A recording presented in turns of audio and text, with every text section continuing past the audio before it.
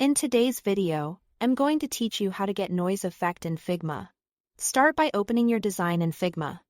Anywhere on the canvas, right-click to open the context menu, hover over Plugins. Then choose Manage Plugins. In the search bar, look up Noise and Texture. Once you see it, run the plugin. This opens a control panel where you'll build and preview the grain before placing it into your file. In the panel, begin under Pattern and choose the style that suits your project.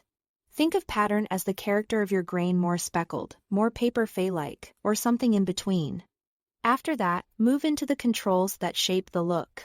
Tone and color determine the mood. A neutral gray is great for subtlety, while a tinted hue can complement your brand palette. Size controls how large each speck appears.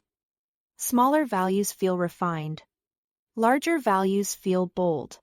Density sets how many specks show up, and scale helps you adjust the overall visual weight relative to your canvas. For a polished finish, find Fade-tune opacity. A good starting point is low and tasteful, around 10 to 30%. At this range, the noise adds depth without overwhelming your layout or muddying text and icons. As you adjust, preview at 100% zoom so you are judging the effect at real size. With the settings dialed in, click directly on the shape, image, or frame you want to texturize so the plugin knows where to apply the effect. Then choose Add to Canvas. The texture is placed right into your file, aligned to the selection you targeted.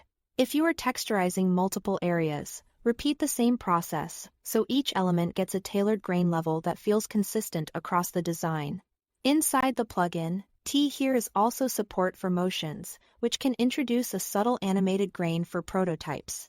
Keep it gentle so movement enhances the design rather than distracting from it.